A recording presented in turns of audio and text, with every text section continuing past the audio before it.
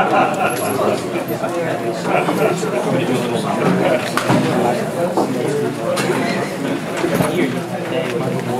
everyone come in? Make yourselves comfortable? Give it another minute or two? Stop, everyone. Get started.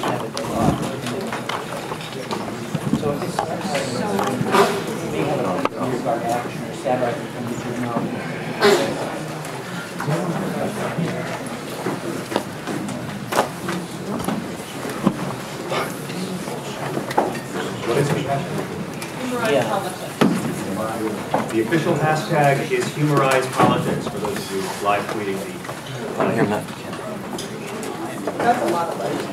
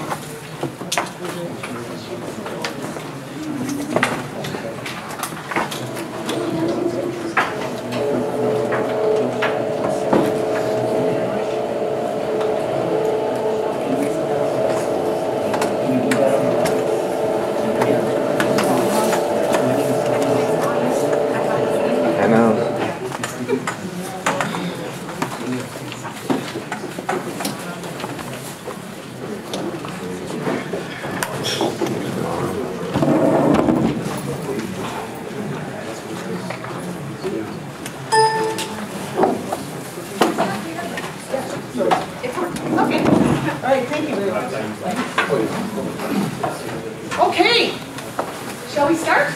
We shall. Yay! Thank you guys all for coming to the panel. I think you probably know most of the people on the panel anyway, but we're just going to do some brief introductions. My name is Julianna Forlano. We will talk about me later. To my immediate left is John Plinko. He is... Yeah, he is the founder of Left Action. I'm not sure if you're all familiar with Left Action, but it is a network of over 1 million, progressive activists. He's worked with MoveOn.org. He's done the Draft Wesley Clark, DraftObama.org. He was named one of the top 5 PR professionals of the year by PR Week, which is kind of stunning given that it's a lefty organization to be named by PR Week. So he's broken the barrier between mainstream and left, right? Yes, exactly. He deserves a round of applause. This is the man, he wrote the book Share, Retweet, Repeat, Get Your Message Read and Spread. This is the man who can show you how to get your message beyond the mainstream or the leftist sort of funnel, or whatever you want to call it, the hole that sometimes our messages where we just talk to each other. This is the man who can teach us all how to do this, and it's not a coincidence that he is on a humor panel, because humor is the technique that really works in that case. So a big round of applause for John. John Fugelsang, he almost needs no introduction, but I will give him one anyway. John Fugelsang is an actor. He is a host of many shows. He has had Broadway, his one-man show on Broadway. He's been doing stand-up and political stand-up all over the country for years, and he is, which you may know him for now, the host of Viewpoint on Current TV. John?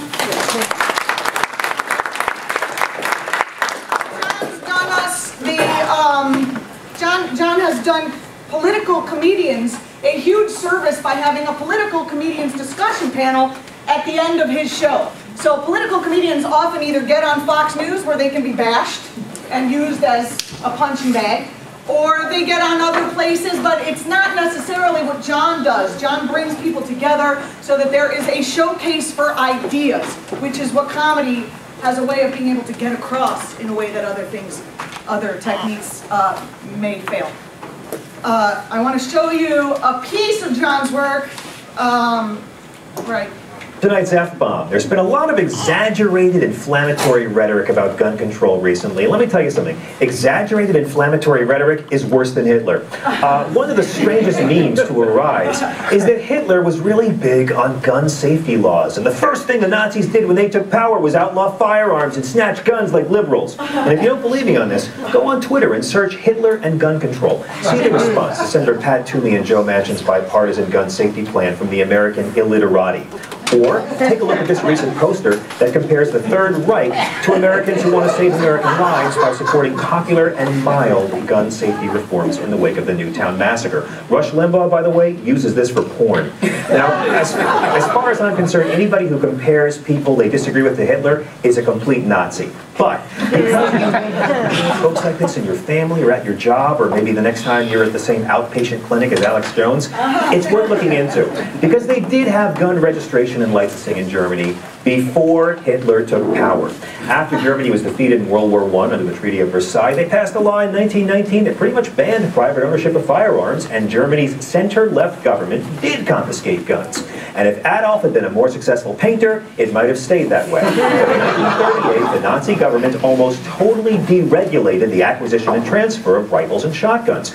Permit lengths were extended from 1 year to 3, and the legal age of purchase was lowered from 20 to 18. Nazi Party members were exempt from any gun regulation, and they even dropped the limit of firearms one could own. That's right, Hitler was anti-gun control. He did ban guns for some people, Germany's Jews. Hitler defined citizenship in ethnic terms, so since Jews were no longer legally German, they couldn't take advantage of his relaxed gun laws. Does that sound, my friends, anything like background checks for criminals? Or a ban on high-capacity ammo clips while you're duck hunting? See, right-wing media is not going to tell you this. They want their followers to believe Hitler was a liberal because he belonged to the National Socialist Party. But the National Socialists were not liberal. They just really liked cabaret shows. And most historians agree they were socialist in name only. In 1933, when he took power, Hitler famously said, "We must close union offices, confiscate their money, reduce workers' salaries, and take away their right to strike." I know, just like Bernie Sanders, right? Hitler banned labor unions, took away collective bargaining rights, because sometimes it's a fine line between Chancellor of Germany and Governor of Wisconsin. He substantially increased the German economy's military spending and believed in using force to dominate the world, invading countries that never attacked him.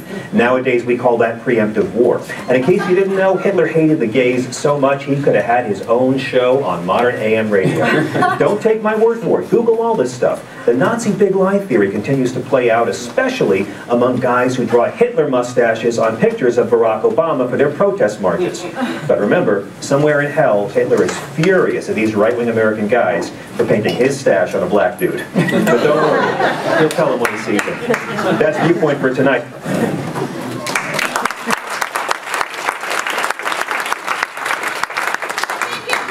Pointing out that he does one of those every Monday through Thursday. So 4 nights a week, he does one of those talking things, in addition to hosting a whole 1-hour show. So the fact, you know, it's not Saturday Night Live where he has a week to put it together. So he is engaged in that, and I think that that's even more important. And next, obviously, and we are so happy to have Michael Moore with us. He is the author and a filmmaker. He's a filmmaker of all these films, which I'm sure you've all seen, and if you haven't, you should. He is the author of all of these books and more. I just couldn't fit them properly on He is an activist, and I would argue that he is the voice of our time, and he has successfully harnessed humor to get messages across to people who may or may not have had any idea about what was going on in the areas that he was able to cover. He goes online, or he goes on news shows and where they try to beat him up, and he uses humor to mitigate those things, and he's been very successful. We're happy to have him on the panel. Please give.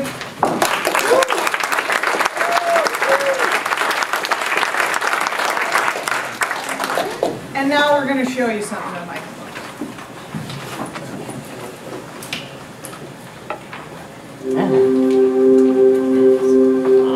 Hi, I'm Michael Moore. Instead of using this time to... Sorry. We'll do it again.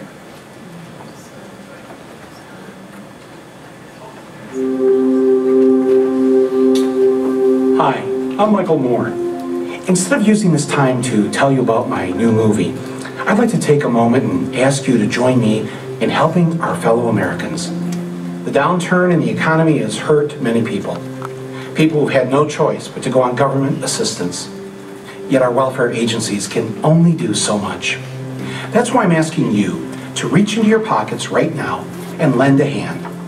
Ushers will be coming down the aisles to collect your donations for Citibank, Bank of America, AIG, Goldman Sachs, JP Morgan, and a host of other needy banks and corporations. Won't you please give generously? Now, I know what you're thinking. I already gave the bailout. But even if you've given in the past, give some more. It'll make you feel good.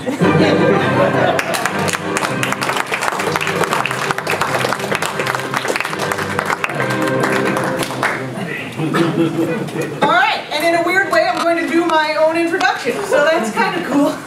I'm Julianna Forlano. I'm the host of a show that's on the internet called Absurdity Today. It's also played on WBAI. It's played on Progressive Voices Radio Network. It's on the Young Turks. It's on FSTV. It's on anywhere that will let me say whatever I want, whenever I want, and not ask me to run a big oil commercial before it. Well, they try on YouTube. They try. I'm a professor of media studies, media ethics, and the normal question is, are there any? And then the answer is no, so we'll skip that joke. Comedy script writing at Brooklyn College, which, by the way, used to be free. So, in terms of education and educating our people, Brooklyn College used to be free. It's not anymore, it's still cheap, but it used to be free. I do stand-up, and I am also a psychotherapist. I used to be until I just couldn't take it anymore. Well, I felt like, I just felt like working with groups was probably going to have more of an impact. I'm going to give you a quick sample of my piece, and then we'll... Welcome to Absurdity Today. I'm Julianna Forlano. The hostess company is officially out of business. If you're looking for ding-dongs, check the House of Representatives. Last year, nearly a dozen hostess executives got an 80% increase in pay, all while workers were taking benefit cuts and getting laid off. This scenario is a perfect example of corporate rating vulture capitalism, which is typical in all ways but one. This time, Mitt Romney was not involved. Unfortunately, the U.S. seems to have a lot of Mitt Romney. Hostess is set to legally sell off all its assets. According to the company's lawyer, the liquidation could raise over $1 billion, of which the workers will probably still be left holding their snowballs. And nothing else. All right, snowballs joke. Who doesn't want that? Come on. Enough of that, because it's awkward to introduce yourself. Okay. For the hamper,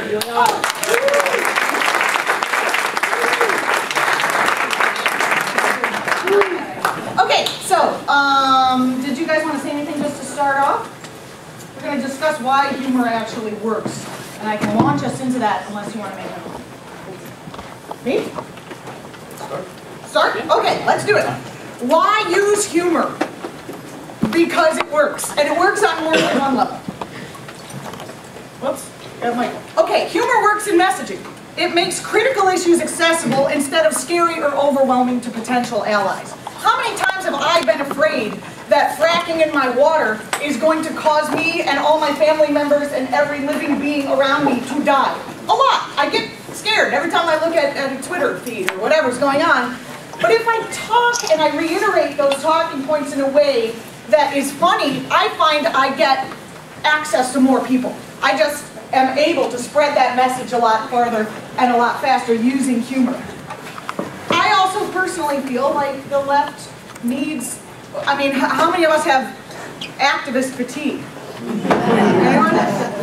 So if you can get the kind of humor that these people on the panel do, the kind that doesn't denigrate your issue, and it makes you laugh and you feel better for 5 minutes, I think that is very empowering for you to go out and then continue the very important and often depressing work that those of us take on here. Humor works in messaging. People like it, they remember it, and they share it. Humor counters criticism, and it has the ability to breathe new life into an issue. Thoughts, John? Well, I mean, yeah, I'll jump in. I completely agree, and I think often As progressives, we often, progressives, liberals, whatever term you prefer, I think we often feel like an issue is serious. Or just like a symbol, like Prince. I mean, I think we often feel like when we have very, very serious issues that we must use a serious tone in order to pursue these causes, in order to promote these issues. But in fact, humor, and I could speak, from... Speak louder. Yeah. Speak louder? Yeah, you gotta Hi. people in the back. Oh my God, wow, I'm usually told to shut up. I'm just speaking louder. It's so refreshing. Oh, thank you. That's not gonna work, that's just the camera. Okay. Just move Oh, okay. Good. Well, okay, I'll just talk louder. I think most of my work today takes place on the internet, and have people heard of Facebook? Yeah. Oh, there I am. Okay, good. So I'll talk a little bit about why I love humor. I think it breaks through the din, and in an era that is dominated by the internet and really social media in particular, not exclusive of other mediums, of course, but these have become so important. And viral spreading has become so much more doable. So it is so much, the cost, the time involved has become so much lowered. But if you think to yourself, what is the kind of stuff that you yourself spread or gets spread to you, I'm going to wager that it's overwhelmingly humor. People like to spread humor. It makes them seem cool, it makes them seem happy. And I'll give just a quick overview of my own experience. And back in 2009, when I got on Facebook, I decided to explore a little bit of it for activism. And one of the first pages I started was a page called "Not Having George Bush as President," because you may when you like a page on Facebook, and it says John Haligo likes the Beatles, or John Haligo likes fill in the blank. And I said, well, I like not having George Bush as president. I was really enjoying it. I was loving it. It tasted better. Wine was sweeter. Everything was just better. So I started it, and lo and behold, it caught fire. We got quickly up to 300,000 Facebook fans within about a month or so, simply because it was a silly thing where people enjoyed having it show up in their feed. Hey, isn't that funny? John Haligo likes not having George Bush as president. What a funny twist. So that quickly followed by was followed by telling Dick Cheney to shut the hell up, telling Sarah Palin she's full of crap. And all these pages grew very, very rapidly. Now, the reason I bring those up is I currently now run a page called Left Action, which is about a little over 1 million Facebook fans. But it was spurred by those pages. In other words, I started those. They grew through the use of humor. And then I was able to say to these folks, okay, we're having fun here, but clearly you care about these causes. Why don't you go to Left Action? We're going to do a whole series of causes and petitions and actions. Now, if I started with Left Action, with a serious, as my friend Dan Carroll calls it, the paleo-liberal kind of very, very serious approach, it wouldn't have grown anywhere near as fast. So, long-winded way of saying, I love humor because it works, especially online. Great, thank you, John. As you can see, he has all these funny, telling Sarah Palin she's full of crap, 141,000. Like, I'm sure it is by now, but when I pulled this, it was still really, the Bush one, not having George Bush as president, can this horse ass get more fans than Senator Mitch McConnell? And it did fast. So, I mean, the fact is that it works. I won a viewer engagement award on YouTube. I mean, YouTube has cats going to the bathroom that get millions of views, and my political humor thing won an award. John Fugelsang has a show, an entire show, that is that uses humor to get these points across. Not exclusively humor, but the use of humor in news. They gave him a show, and he continues to get a lot of great feedback. And Michael Moore won an Oscar and a Palme d'Or and has moved this country in a direction that we have needed. So the fact is we have evidence-based. The left and Marxists love evidence to base our ideas on, and here you have it. Okay, so humor in Renaissance times, aristocratic households in Britain employed jesters who were not simply to amuse, but to criticize their master or mistress and the guests. Jesters could also give bad news to the king that no one else would dare deliver. So it's got history behind it. And humor, according to Dr. David Hawkins, who is an MD, PhD psychologist or something. I think he's a regular doctor too.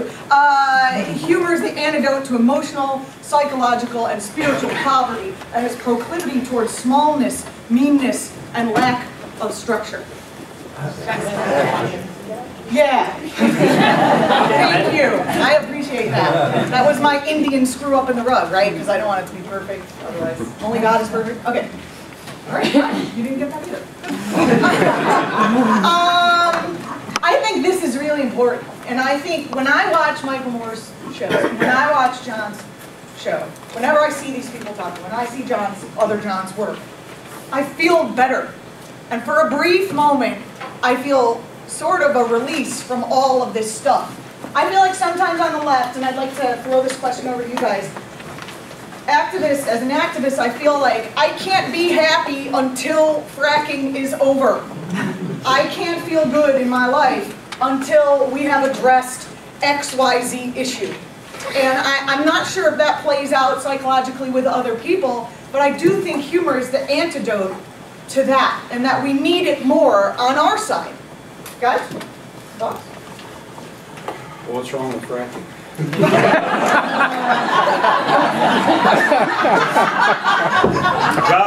Jobs, Julianna. No, it's really just for selfish reasons. I live in Michigan, and it's really cold there in the winter. And I was just wondering if we stopped drilling for natural gas, exactly how would we stay warm in the winter, starting next winter? Let's say, no, really? Solar is going to keep us warm?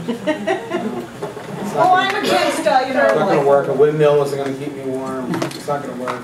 We're in deep shit. We're in really, really, really deep shit. And I think it makes us feel good to join the anti-fracking movement because, God, at least I'm doing something. It's like, recycling this. For years, I didn't recycle. I just refused to recycle because I just thought it was a way to sort of make me and all of us, feel like we've made our contribution to planet Earth. We have not made we are destroying it, especially being from Detroit, Flint. If the planet survives, we'll be known as the place that was ground zero for destroying the planet because of the internal combustion engine. So, none of this is really funny. I think, because you said something in the introduction about how to use humor that doesn't denigrate the serious point we want to make. And I would suggest that we do denigrate the serious point we want to make because I think that everybody in this room knows this feeling. Whether it's at work, I don't know, or at school, in the neighborhood,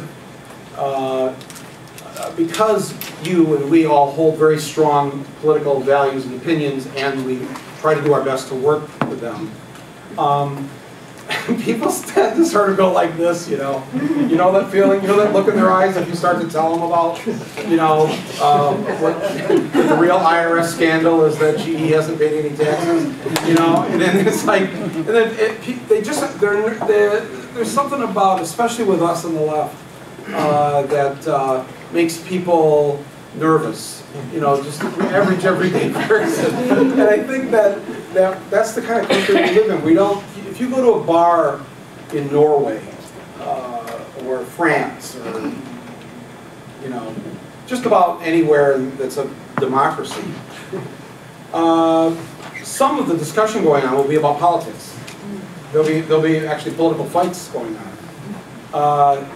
Have you ever been in a bar here where you could just strike up a political conversation with somebody? I mean, maybe here in New York, but it's just, I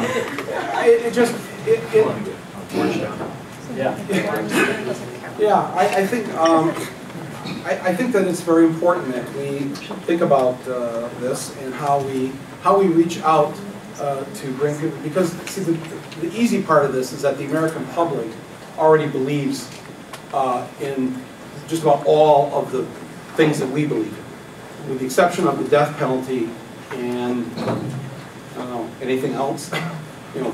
the majority of Americans are still pro-death penalty. But, you know, on all the other issues, or in terms of how they feel about corporate America, what's happened to them, corporate America has downsized and fired and ruined the lives of so many people now. We don't really have to convince them a whole lot. It's just that people feel powerless and helpless, and what am I going to do? We don't have to tell them that Exxon is evil. We don't have to tell them that Citibank is up to no good with those bicycles. You know, I'm glad you brought that up, actually, because I have felt even in comedy that there's this, like, I kind of been feeling like everyone knows. People know. Maybe not everyone knows. Maybe not people I'm not going to necessarily reach are going to know. But, and then how do we laugh?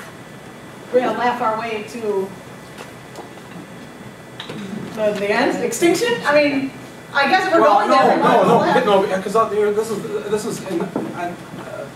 I made this decision a long time ago because I started making documentaries with Roger Mee, and I wanted to make a documentary mainly because I hated documentaries. I always hated documentaries. You had to watch them in school, and it's just or the old NET. You know, it was not here WNET, but it was called National Educational Television. You'd have to watch it in school maybe, and or if you live next to the Canadian border like I did, you've got to watch National Film Board of Canada stuff, and it all feels like medicine, and none of it sticks really because of that. And so I think maybe the way to get across what I want to say is I should just be myself, and don't be afraid to be funny about this stuff, and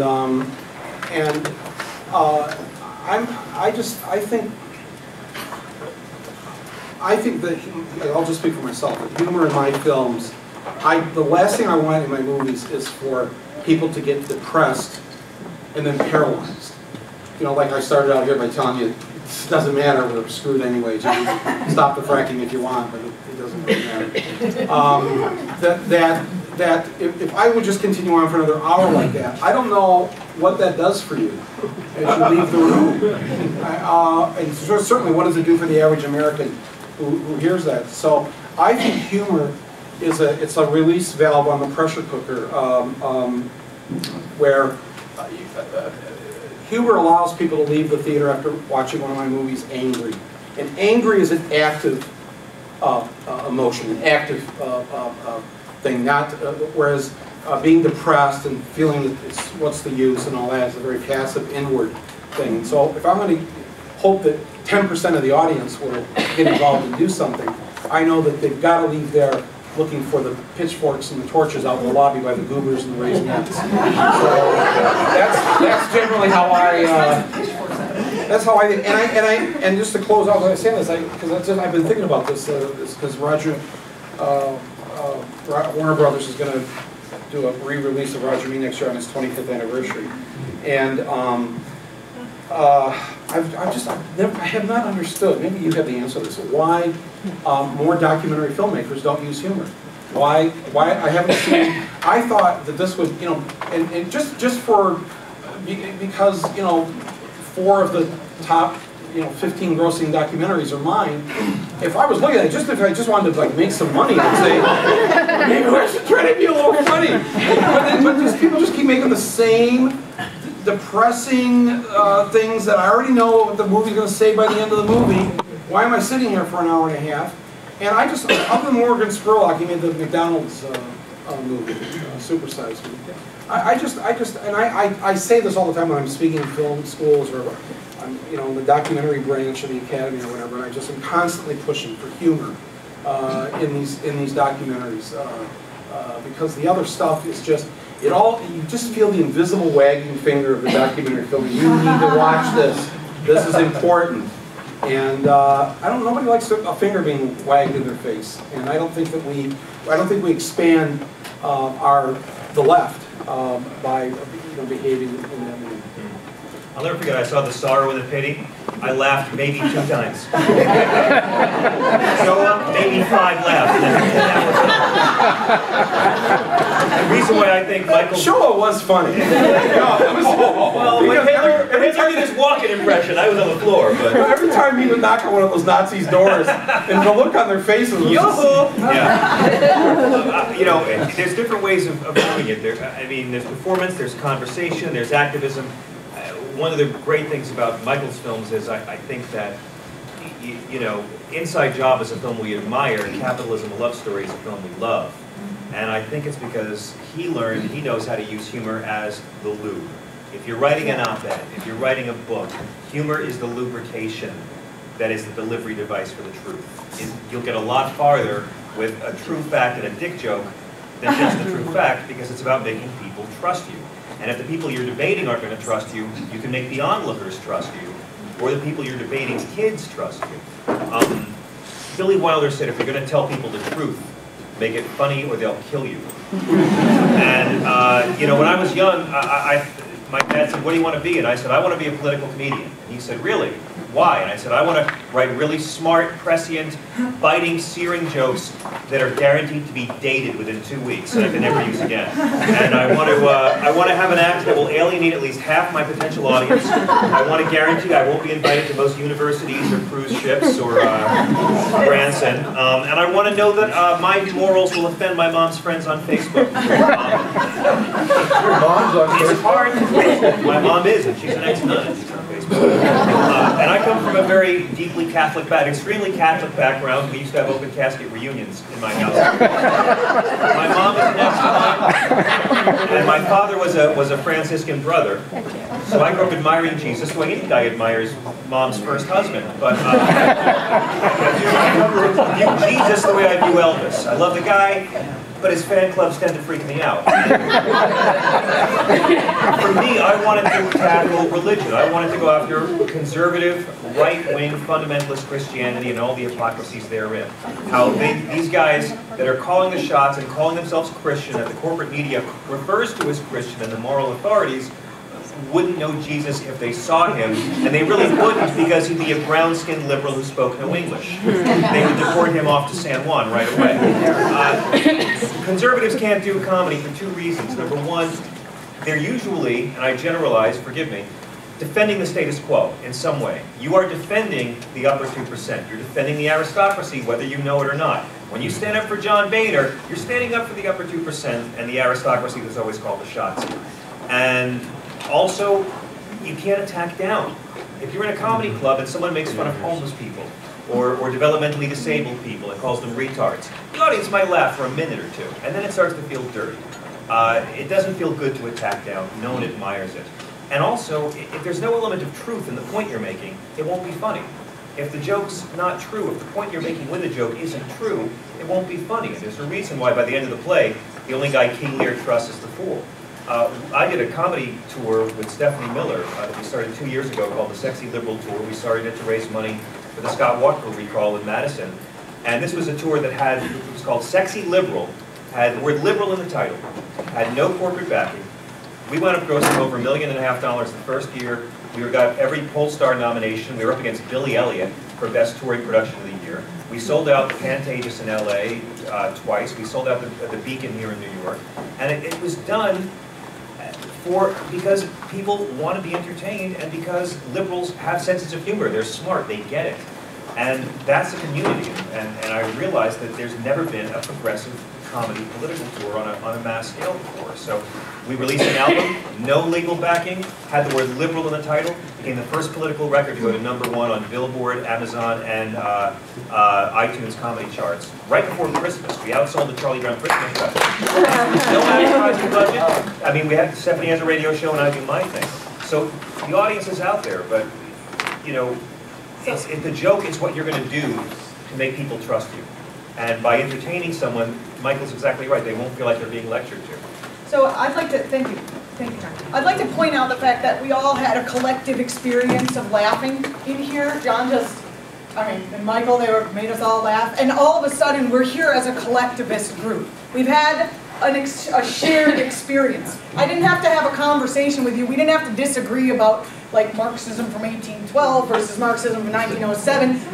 We just had an experience of oneness and a shared experience. And I think that shared experience is what, I mean, for me, from the psychologist perspective, I think we're all looking for that shared experience. We're all looking to say, let's share the resources of this world. Let's be fair to each other. Let's treat each other like human beings. And I think that humor can be the first place where we can all have that shared experience and then sort of move it on from there. That's taking nothing away from guys in trench coats screaming about hemp and socialism. Very important. So you need the material. That's the only liberals can take a joke, too. You know, if I'm playing to a conservative crowd, I got to make so many Joe Biden, Hillary Clinton jokes before they'll trust me enough. And then I can make Bush and Cheney jokes, and then they'll laugh. But they're insecure very often to begin with, because they kind of know they're full of shit. The burden y'all have is not being the liberals or the intellectual elite. It's that you're the ones pushing morality on very comfortable people in the first world. And that's where it gets dangerous. John, is there a difference between liberal and left? We're not taking questions yet, sir. Thank you. That's a great question. I don't know the answer. We'll do it again. Okay, so activists tend to be motivated by a powerful, inclusive sense of connection. That's what I was talking about. To all beings in the planet, yet burnout, guilt, frustration, weariness, internal conflict, and remove us from that sense of purpose. The vital source of reconnection to a larger vision was called The Love That Does Justice by Dr. Martin Luther King Jr. Gandhi called it something I can't pronounce. Anyone? Thank you for the crowd. Or Truth Force. This is a point I wanted to make, because these guys here are doing this exact thing. This is a quote from a doctor. I don't think they checked the quote first before they did their work.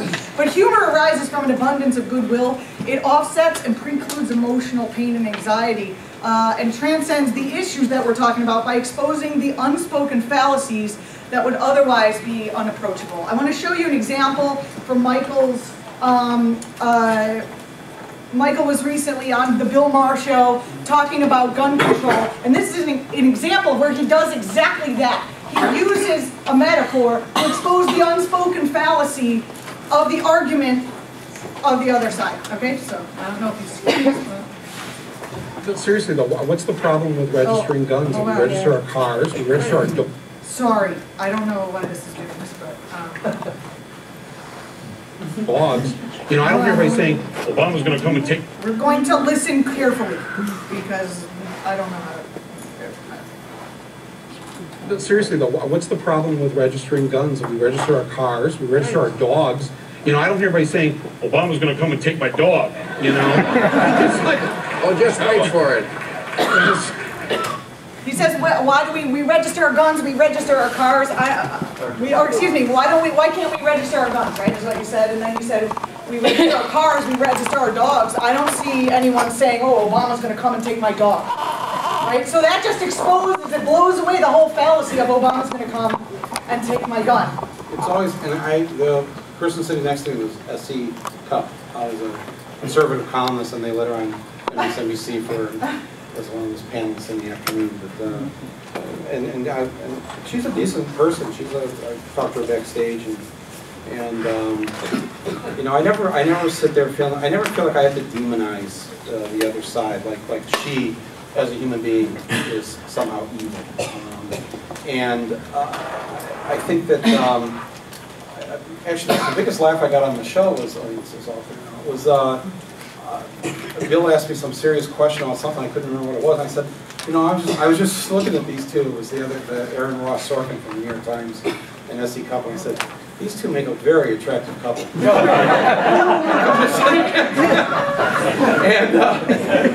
not that I planned to say that or anything, it was in my head, and I thought, what the fuck does this have to do with fracking? But like you said, it relaxes.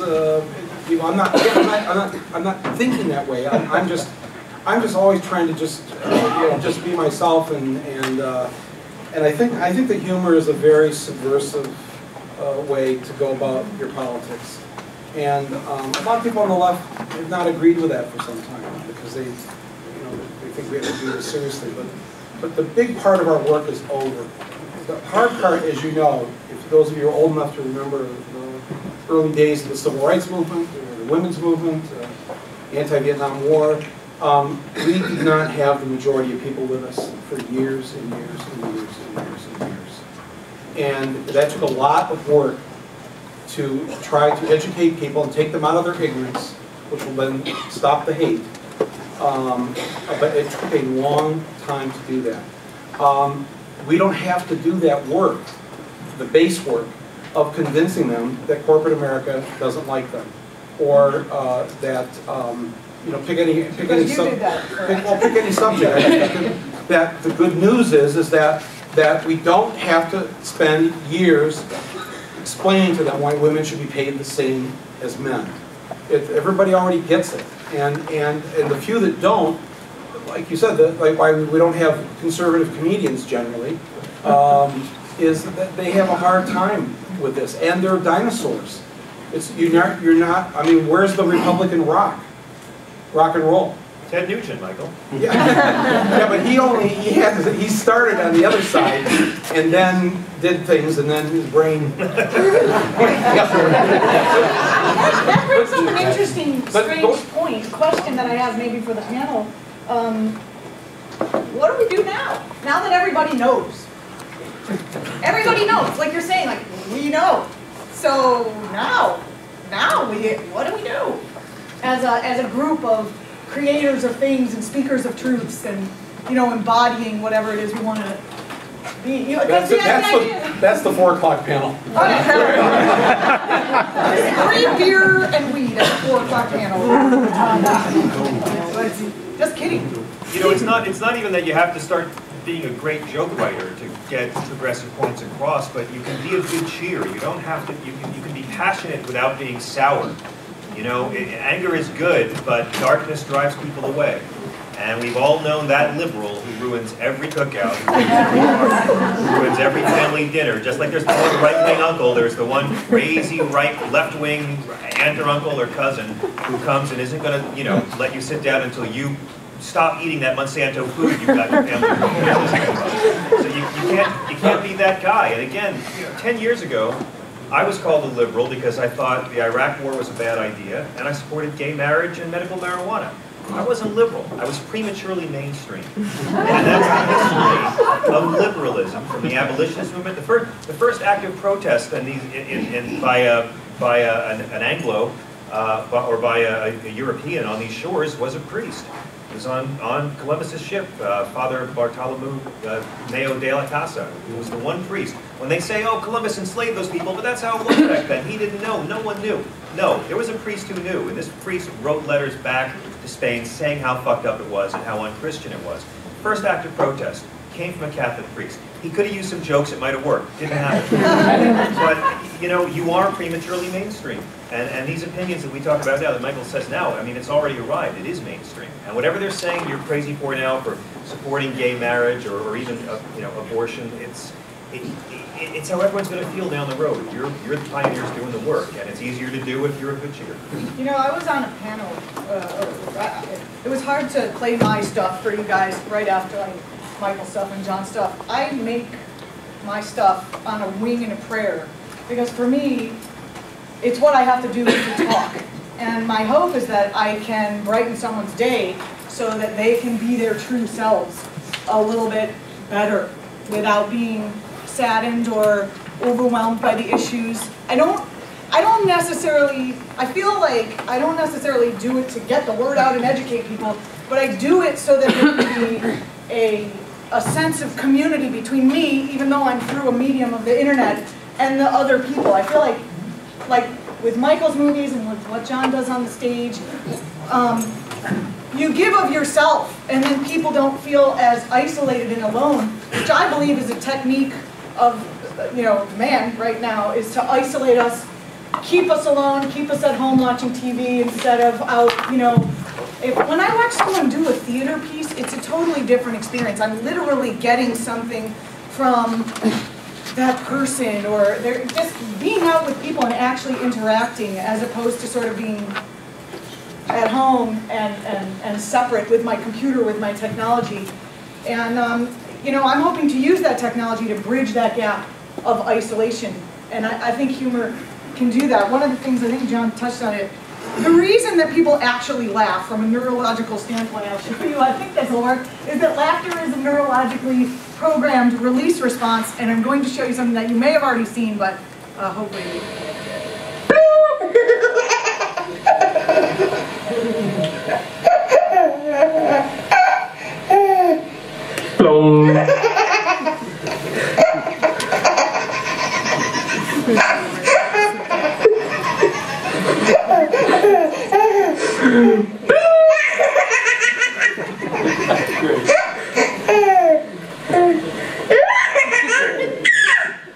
Okay, this was not made by anybody who's had kids. That's not real.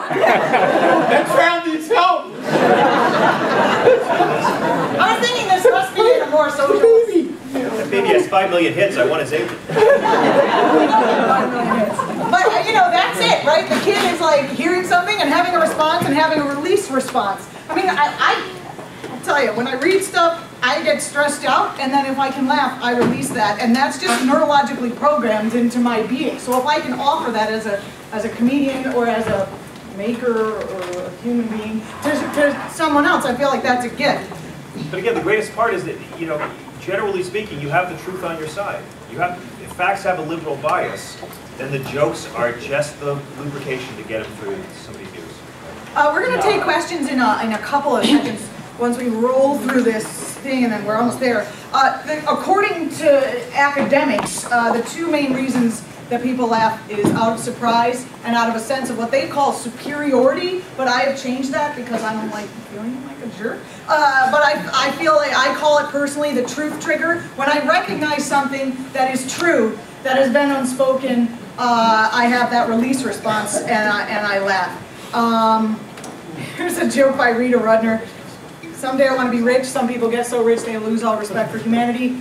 That's how rich I want to be. It's probably not the right crowd for that, but I would like to share that, and I'm sure she was just making a joke. And then the sense of superiority, this is an example of that. Scientists believe that monkeys can be taught to think, lie, and even play politics within their community. If we can just teach them to cheat on their wives, we can save millions of congressional salaries. And it's Jay Leno, too. Isn't that sick? Okay, sorry. And the other thing is puzzle solving. These guys do a lot of puzzle solving in their work, and John does a lot of puzzle solving also in his work. I learned about sex the hard way from books. Did you get it? If you didn't get it, then you didn't solve the puzzle. Or maybe I just didn't say it probably, it's not my joke. But the idea is when you can connect two disparate thoughts into one sense of meaning, the physical response is laughter. And you feel better. I don't think we should, I mean, you're going to get this. I think, John, you may have gotten to my PowerPoint before I got there, because you made all the good points that came at the end, which is awesome. So did you guys want to say anything, or should we take the screen? I think one of the funniest things about this panel is that there was a PowerPoint presentation. I know.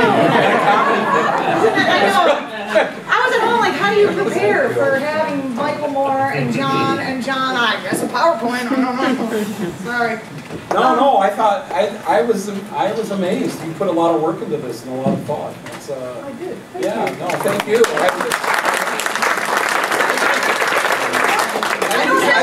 I think you should still be a therapist. I'm trying, by a comedy. You'd be like the Lorraine Bracco of the left. That's true. My brother's a liberal shrink, and he has no laughs at all. Well, actually, what happened for me was I was talking and I was thinking, I don't really think this works. I don't think you can get people. I think laughter is literally the best medicine. I mean, maybe there are people that's not going to, totally bash it, but I just think that release is what we're all looking for. So why not cut the 20 years of what my mother did and go right for the joke? It just felt like it was more. I have a question for these guys. What do you think that you can teach comedy? Can you teach somebody to be funny? Or is that just like if you have a great singing voice?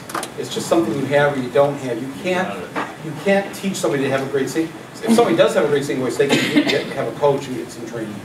But can, like in a panel like this, is it possible, you think, to just Yes. You do. I do, in that even if you don't think you're funny, you can learn how to be a better storyteller. And it's through the act of repetition, the same way actors learn lines. By telling a story many, many times, It becomes second nature, you find a rhythm, you become a better performer. You all know this, you have anecdotes you've shared many times, or historical events, or things that you've done, that funny situations you've been in. And it's all about relaxation. As you get more relaxed, you can pull more things in, and you wind up improving every time, and it's always an improv exercise. But it takes practice, and it's not about, you know, you can try to be a good joke writer, and there's a lot of great albums I can recommend, but really, it's about being a storyteller, and it's about, you know, having your facts and bracketing your facts in an entertaining way. And then the jokes just happen, and they just help you move it along. I would say, I would agree, and also say that I think there's certain techniques you can teach. So, for example, taking your opponent's argument to the illogical extreme. Like the dog license one, I thought it was pretty brilliant, because it really made people who wouldn't have quite understood why gun registration is such a big deal. It made the point by taking the opponent's argument just far enough that people were like, oh, well, yeah, that is quite absurd, I get it. Although I will say there's a part of me that's like, when it comes to humor, I think it's sort of like hitting a baseball. Like you can teach people how to make contact and how to hit. Not everybody's going to be willy-nilly making example, but you can certainly teach techniques, I think. Yeah. That's a good point. Yeah, Let's go to Yeah, we can go to questions. Joey. Sure. I know what I'm saying. I'm sorry? Go ahead. She guessed my name. No. We're in a tent. Very so the point that you made, Michael, with regard to the fact that there are no political humorists on the right, or you said there, I think I disagree. I've gone to, as part of my comedy, I've gone to CPAC, I've gone to right-wing conferences and walked amongst them. And had the opportunity to observe, I kind of compared it to Diane Fossey living with gorillas for a year to actually see how they think in group. And I attended a stand-up comedy show there about 2 years ago in Las Vegas, and I watched comedians like Steve Cruiser, Evan Sade, and a few of the others, who are, their humor is based on some of the incongruities and some of the contradictions on the left. And I found some of them, they put together humor. And just yesterday, I saw the cover of what was it, the Star Ledger of the New York Times that had Dianne Feinstein defending the actions of the NSA and Rand Paul criticizing them, calling it constitutional violations done. And I thought just how bizarre that was, that just 5 years ago there probably would have been flipped on that side, and here it is. So I think that there are comedians on the right that show the contradictions on the left, and I think that we do have some on the left that humor does educate us the same way that we use humor to educate in points like Aristotle. Well, it's easy to make fun of liberals who are ridiculous. Yeah. But in terms of arguing points, I'm not so sure they'd be as successful. Yes. I don't necessarily, well, first off, I'm not, I don't know if I'm left or I'm liberal. I'm native, and this is like the only room they'll let me sit in. So I don't know that I qualify with some of this stuff, but, and Michael, when you suggest that most of the work is done because most of America supports the views of liberals, essentially, that's not the case. And John, you did a great piece on the Washington Redskins absurdity. And they just did a recent poll where 80% of the Americans, Native American poll, thought that there was nothing wrong with calling the football franchise in the United States Capitol by a derogatory term. White people aren't upset by that. No, they're not upset by it at all. And so we aren't there yet. Well, but 1 out of 5 white people, see how fucked up that is. 1 out of 5 white people are embarrassed that in this century we can have a sports team named not after the indigenous peoples, but after a racist term mocking their pigments. I mean, and I talk about this all the time because that your race has been decimated to the point of extinction. When you can get away with that, and you can't fight back. You'll never see the Harlem Darkies and the Kennebunkport pasty-faced white, red, blue-eyed devil honkies.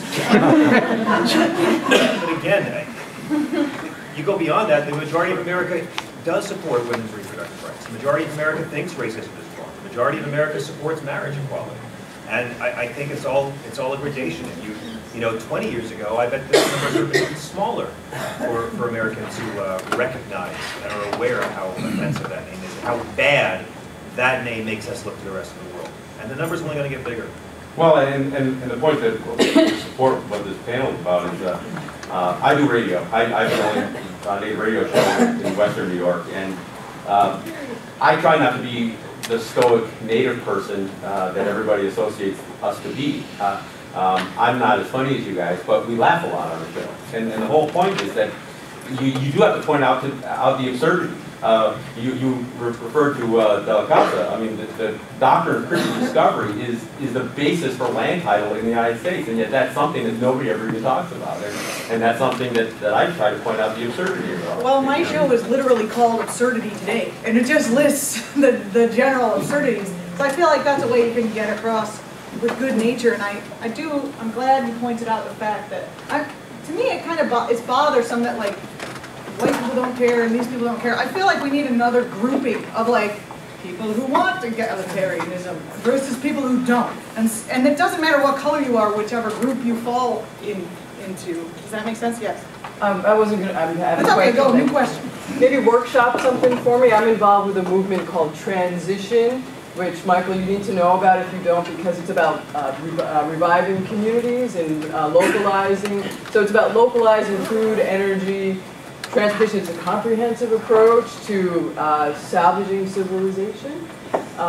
Given our being strung out on oil and just the nature of industrial industry, our food systems and... You want to say fracking, don't you? No, I don't. That's funny, I like that. But it's about localization. So can you make that final for me? Did I tell you enough? I could tell you a little more. Well, I think the important part when you're making something funny is to grab the right target. As John said, you can't target... Yes, there's a lot that's going to be funny, mostly about, I would think, about what's not happening, right? So you have to have the right target, even if some of the questions our issues are so serious, or the things we're making funny are so serious, and if you have the right target, then you're not, again, you know, it's just who you pick as a target. I think we haven't mentioned the word ridicule here, which is a form of humor that, if used correctly, can be absolutely devastating. And you cannot win the argument with the other person can't win the argument if you are successfully using ridicule. The yes men do this very well. Remember when they took the New York Times out of the boxes and put their fake New York Times in a few years ago? And The Onion does it every day. If you wanted to do something about Monsanto or whatever, I mean, we could sit in this room probably within 10 minutes, brainstorm a number of ways to go after Monsanto with humor in a way that would reach a lot more people so that they'd understand exactly what the tragedy of what's going on.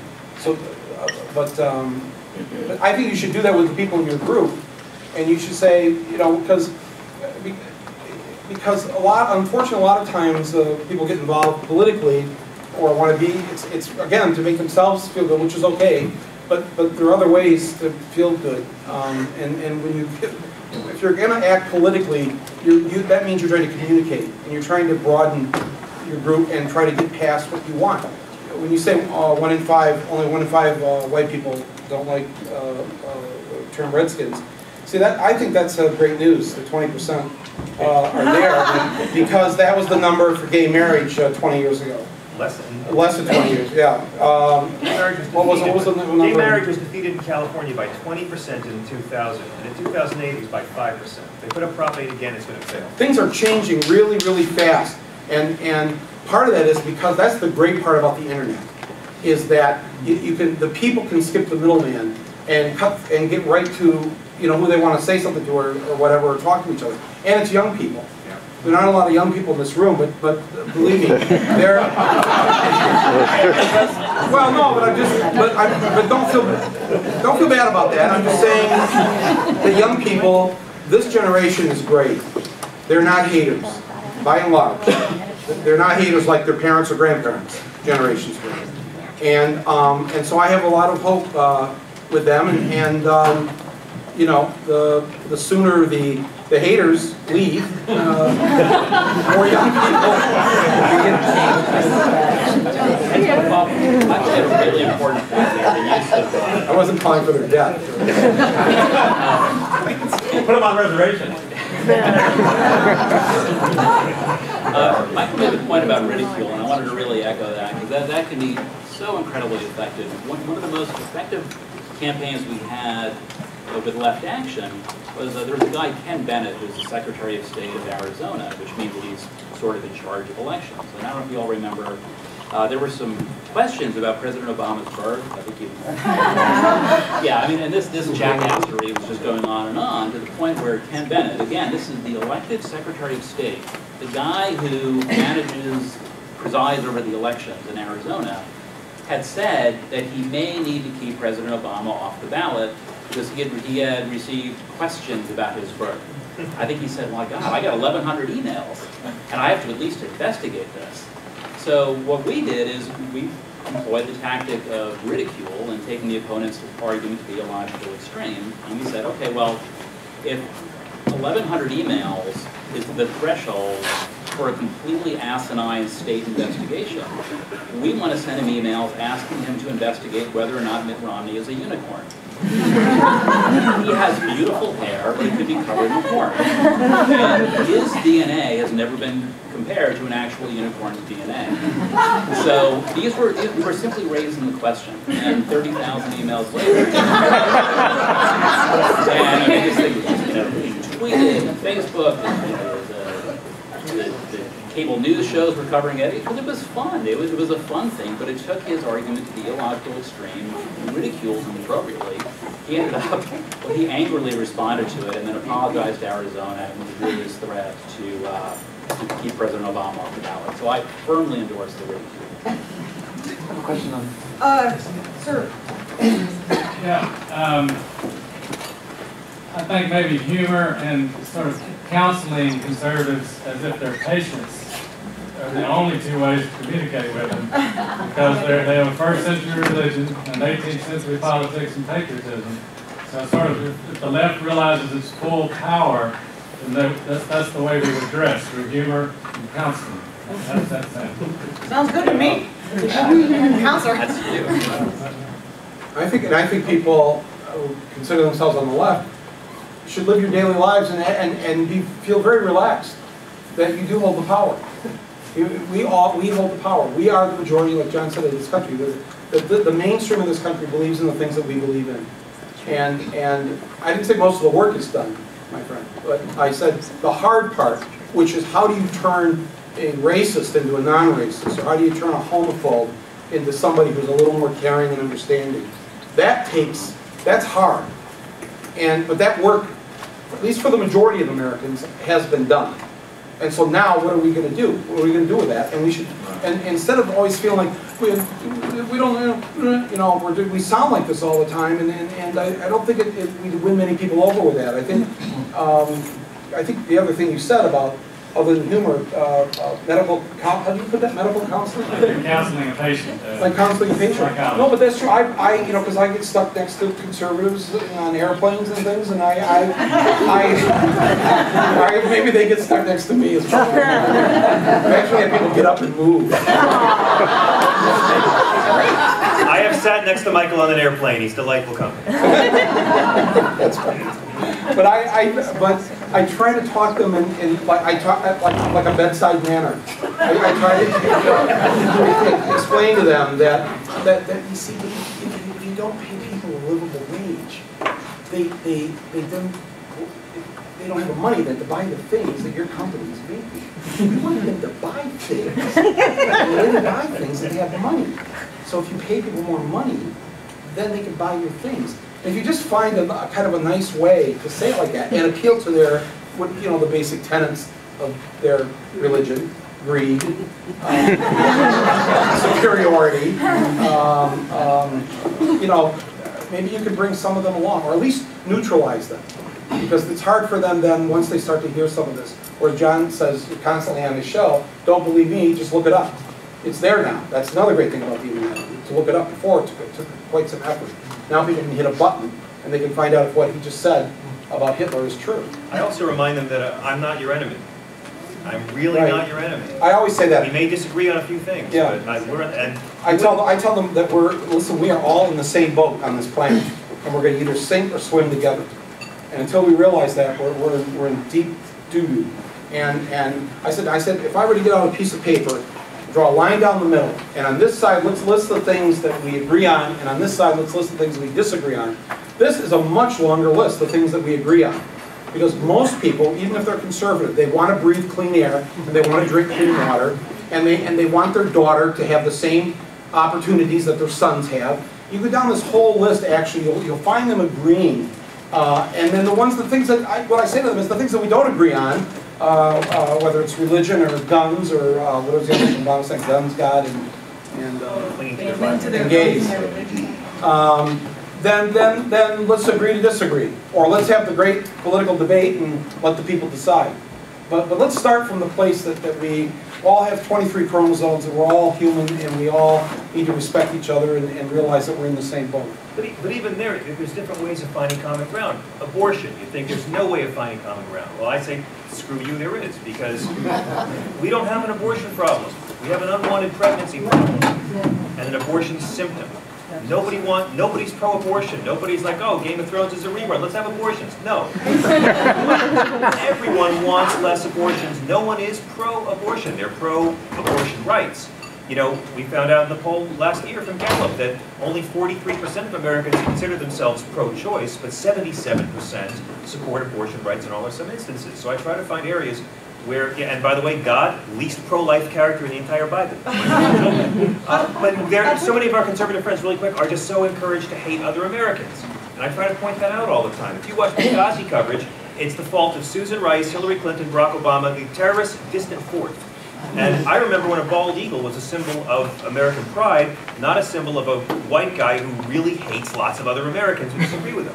And if you see a bald eagle now, you know you're dealing with a white guy who hates lots of Americans. I'd like to just point out that one of the things that John, I'll get to that into one of the things that John just did was you recontextualized the debate about abortion in that 1 minute with that laugh, and the laughter that came across showed that you guys all got it. So I think one of the really important things that humor can do is recontextualize a debate and take back the language in which we talk both to each other and which we talk about issues. Because Fox News, I turn on regular non-Fox News and I'm scared after 5 seconds.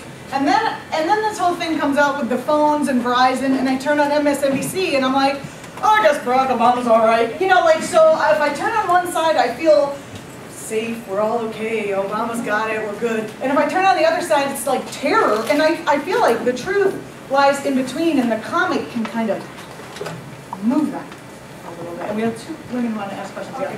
I thank each of you so much because your humor really helps lighten the load. And I know many of us in here are carrying a lot of that with us. You said that in humor there has to be a spark of truth, so maybe you can help me make a joke about this.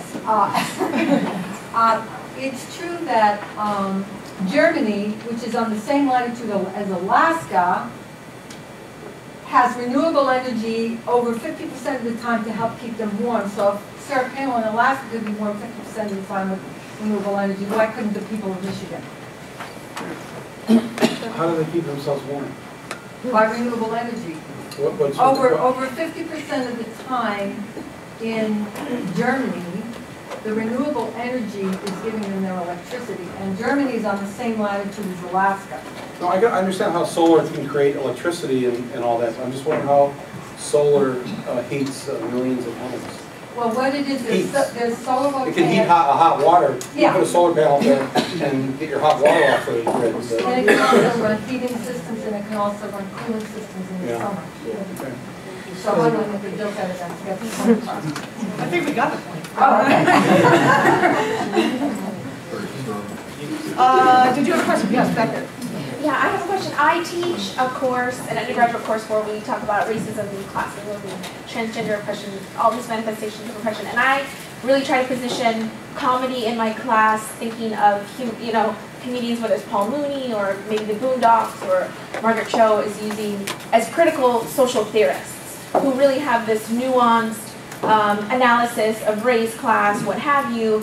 But then a lot of students want to talk about the Family Guy and how that's funny, where I think it's just, replicating oppression. And so I really need help thinking about, well, what are the kind of questions they should be asking? if I'm showing, you know, something about Chris Rock, and then in juxtaposition that there's a clip from Family Guy, what are questions they should be asking about why is it funny, to help them kind of unpack why is it funny and what's the analysis and First of all, is it meant to be funny? don't feel bad about them laughing at Family Guy because, you know, fart jokes have been funny since. But he has rape jokes, right? But there's rape jokes. Huh? There are rape jokes. Yeah, no, I know, but Seth MacFarlane's, I may have a different take on this, or maybe I'm wrong, but I think that his form of humor, like when he hosted the Oscars, and he did the "We've Seen Your Boobs" song, that opening number, offended you know, a lot of people, and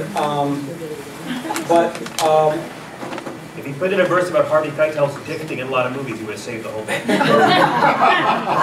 I mean, maybe he doesn't know how to take it to that next step.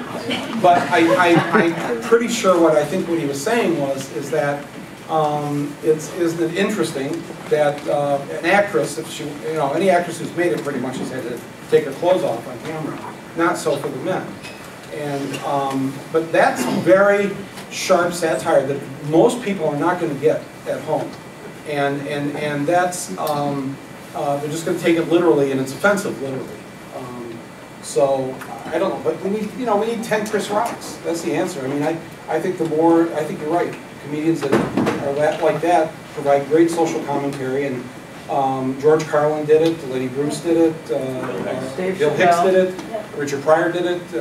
A lot, you know, there's a long, good history of. And I would spin it as Family Guy. There's a reason it's only 22 minutes long. I don't know if you could do a feature that would sustain that particular kind of joke thing. But the fact is, it tries to be politically incorrect. Family Guy goes for the offensive off-color joke. It tries to offend. If you're offended by Family Guy, then they've succeeded. And in that sense, it is very much a liberal victory for the First Amendment. I wouldn't call it a feminist show at all. You know, but I wouldn't say it's anti-woman either. Bill Maher makes sexist jokes, but he's one of the most dynamic feminists in broadcasting. But he makes sexist jokes. Well, what matters more, his jokes or what he fights for? So I think that, you know, people who, when they get tired of the pop rocks of Family Guy and want something a bit meatier, they'll find George Carlin, they'll find Richard Pryor. In the back in the white. I think it's really important to look for signs of hope, just like it's important to look for humor. Yesterday in the New York Times, not often a sign of hope, a source of hope, Jeremy Scahill's movie on U.S. foreign policy, in particular in Syria, but worldwide, got a rave review. I'm a political singer-songwriter, and I toured this whole country for 25 years, and I got gigs at places like Notre Dame. I don't know how that happened. At MIT, at places they should never have hired me. At small towns in Montana after 9/11. And I learned that it's true that there are a lot of people in this country who may not label it the same way we do, but they have a really powerful sense and perception that's very similar to what you're saying, but the media keeps telling them they don't exist. So I go to towns where they would say, oh, I know we're very unusual, and I would say, no, you're not. But you don't have a way of knowing that because you have a media that tells you you're an aberration. Or there's a small but powerful countercurrent in a large reactionary institution, but that countercurrent is working. Did you guys want to respond to that? It'd be, so anyone's question is good, but just to parlay off what you said, I was in the panel yesterday about art, and it was art and activism, and someone at the end asked a question about, well, who is this movie for? And who is your audience? And then there was this interesting back and forth between the artist who said, I made it because it came out of me, and I don't know who the person was in the audience, but the idea who was the guy who was concerned about, you know, spreading and getting it out there. And I wanted to, I guess I wanted to. Was it a filmmaker? Yeah, it was a filmmaker. And I wanted to ask you guys a question about when you do your stuff, do you have your audience in mind, or do you just do what comes out and then let the audience come and find you? I know you were going to say yes. Both, yes. But because with comedy, if you're, depending on where you're going, you know, there is a if you're performing live and you don't have the opportunity to perform under a label of, you know, laughing liberally, where you know the audience is going to be on your side, you have to, there is like a capitalist endeavor that comes in to you know, speak to. Yeah, but there are many great flaws of capitalism that we can benefit from if we know how to manipulate them and use them against those in power. And one of them is, let's say, a filmmaker. When you're making your film, I mean, filmmaking is not pottery. Pottery is a solo art. You are doing that to please yourself. Others may like your pottery, but you're not making pottery to communicate something. If you're a filmmaker, that's a collaborative art form, and it's a communicative art form. So you're trying to communicate something, not necessarily something political, but you're trying to say something to the audience. So I think that that people, I think that this is what I say to people when we start making a movie. We're really lucky to live in a country of 320 million people, because that means 319 million might hate us. But if just 1 million go on opening weekend, that's a $10 million gross, and we've now paid for the film. We have the money for the next movie. So, you know, if we were Belgium, I couldn't say that. But it's so large that you should never worry about trying to appeal to the broad mainstream, because first of all, they'll know that you're pandering. But also, I don't think you need to. You should do what you think is right. Remember that you're communicating it, and then trust that there's a lot more people just like you. And don't ever pull a punch or hold back or whatever. If I had my TV show on right now, like you said about the pro-abortion, I would do a PSA for pro-abortion, and I would say, I am Michael Moore, I'm pro-abortion, and then I would make my point, but it'd be shocking at first, politically incorrect, whatever. But by the end of it, people will see a lot of people will see what's going on. Some won't.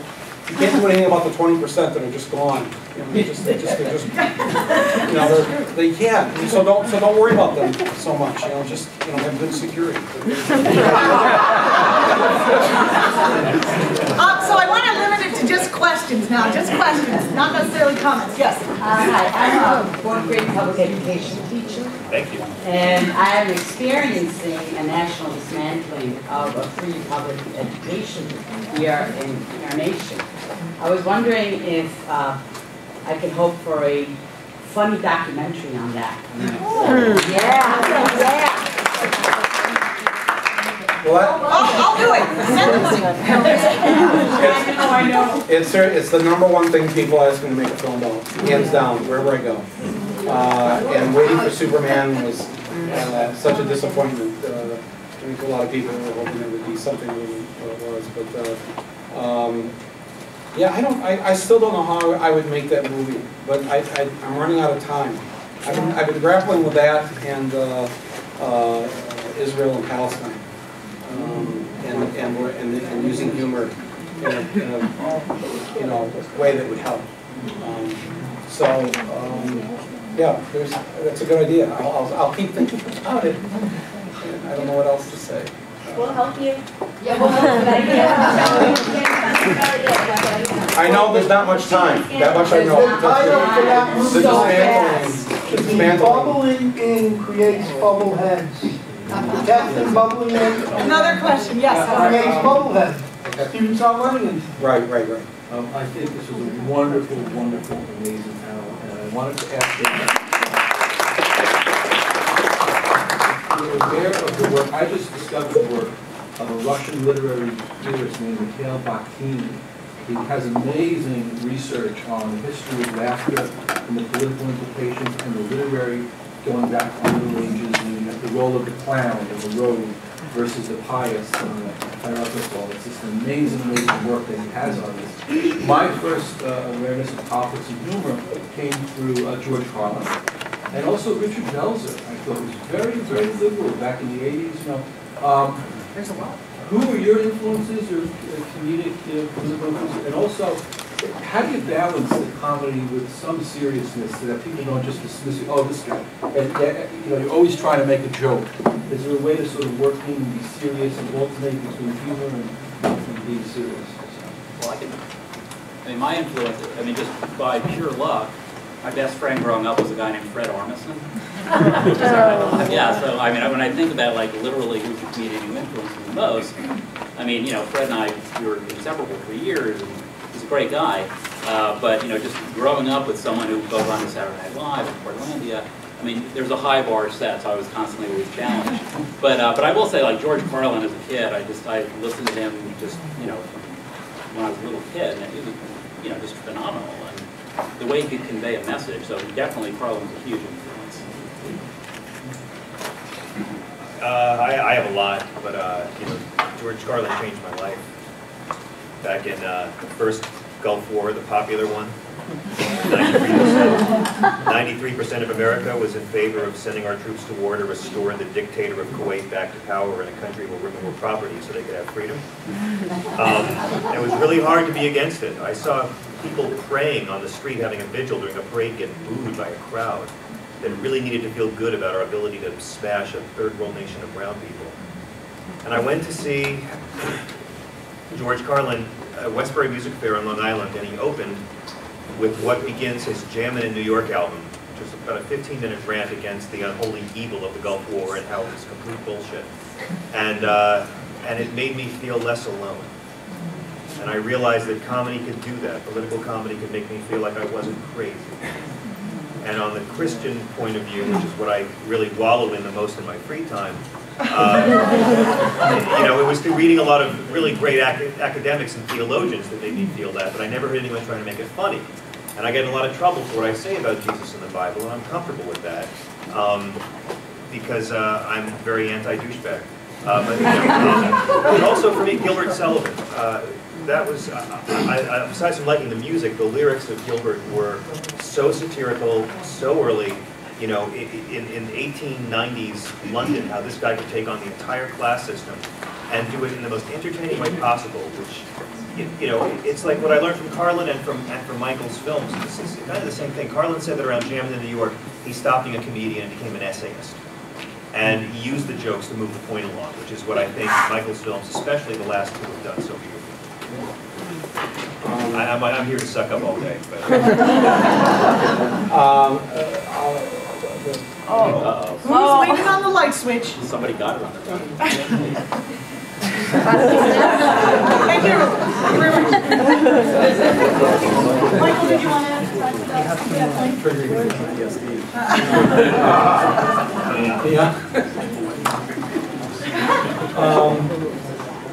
When I was a kid, there was a show on Friday nights called That Was the Week It Was. That's one of the early things I remember watching on TV. I remember sneaking up to watch Jack Pard. He'd have on the great comedians at the time, Mike Nichols and Elaine May and the others. And then when I was a junior high, PBS had a show called The Great American Dream Machine. Anybody remember that? Yeah, it's very good. They used humor a lot to make their points. Early Letterman was incredible. The late night early Letterman. I don't know how many of you stayed up until 1:30 in the morning. No, that's right. He went after General Electric. He was just so audacious, and I think that I've just tried to think of ways that put myself in danger at times. But I think that to be a nonviolent warrior, one way to do that is to use humor. The Westboro Baptist Church, you know who they are, right? Well, 15 years ago, most people didn't know who they were. They just were starting, and so on my TV show, I heard about these guys, and I thought, what can we do about this? Because they were going to the funerals, little signs, God hates fags, and so I created this thing called the Sodom Mobile. And I rented along Winnebago, and the idea was to, at that time there were 23 states where gay sex was illegal. So I got 12 gay guys we drove it to every state and committed civil disobedience where they could have sex in the back of the Winnebago. And I was the designated heterosexual driver. But they, anyway, so we ended up in Westboro, and we parked right in front of their church, and you know, on the Winnebago starts rocking, and Reverend Phelps came out, and he didn't know what was going on, and he was so confused by it. But it's hard. You can look at what you can just type in Sodomobile on YouTube, and it'll come up, and you'll see. I think it was a very effective way to alert people to a problem like this. I saw this piece. It was amazing, and the piece that was really, when you were talking to him and inviting him to come and to talk to the gay guys from the thing, you were being so loving. The gay guys were being so loving, and he just wriggled away. It was weird. Yeah, because we weren't ridiculing him at that moment. We really were saying, being nice to him. we're human beings. These are human beings. Come on, nothing's going to happen to you. You're not going to get gay on you. Yeah. You know, just to shake hands and to touch him, he wouldn't. Right. Yeah. But I did get his daughter to sing a song with me at the end of the piece. Karen Carpenter's song. Very gay, I thought. But I think that's the way. I've only been on Bill O'Reilly twice, and I haven't been asked back on. But each time I found that the way to approach him is to not be afraid of him, not listen to his bark, but just use a little humor, and it's very easy for him. Like he said to me, how much do you think the top tax rate should be? 50%? I said, no, higher. 60%? No, higher. 70%? Yeah, that's about right. You think the American public should be paying 70% of their income in taxes? No, Bill. You said, what should the top tax rate be? It's for you. I thought you were asking me personally, but you should be paying. You should be paying 70%. And everybody else knows. But he doesn't. At that point, he doesn't know, what to do. At the Democratic Convention in 2004, I went on. I said, the only way I'm going to do this is if it's live. You're not going to edit me. And so he said, well, we'll do live to tape, and I assure you it will not be touched. And he kept his word. He didn't edit it. I said, the way it's going to work is it's not going to be you bullying, because I don't respond well to that. And you're going to see, you don't want to see that. So you ask a question, then I'll ask a question. We'll do it equally. So he asked me a question. I don't know what it was. I answered it. And then it was my turn, and I said, okay, Bill, you have kids? Yes. Sons? Yes. If I could guarantee you, this is during the first year of the war, that tonight we could secure Fallujah. Fallujah would be free of the terrorists and Al-Qaeda and whoever else he thought was there. But we could secure Fallujah, but it would require you having to give up the life of your son. But we saved Fallujah. Would you be willing to do that? And the look on his face is like he's really, at that point, now what do I do with it? He tries to get off the point. He said, no, you got to come back to, he said one question, you have to answer this question. Would you give up the life of your son? Because it sounds like you're willing to give up the lives of everybody else's sons. Oh, yeah. So just tell all those people out there supporting you in their red meat while they're watching the show, tell them right now that you'd give up your son. And he couldn't do it. He was just completely in knots over this, and it was. I thought, wow, it's not that hard really to do this, but we just have to feel less afraid, and again, I'll just say it again, to realize that you're going to find most Americans in our camp, and we just got to hold out our hand in a way to bring them in. I also just want to say, we're running out of time, so I'm sorry about the rest of the questions. I want to thank our panel, and I want to thank them specifically because as a stand-up, you get a lot of shit, you get a lot of flack, and if you say anything true, you always get haters. And I've seen all these people up here be bombarded with haters, and that kind of takes a lot out of a person. So I want to give them a round of applause, specifically.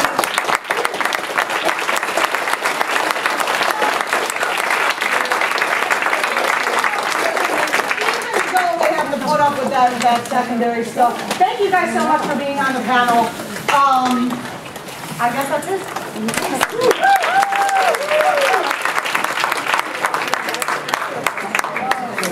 it.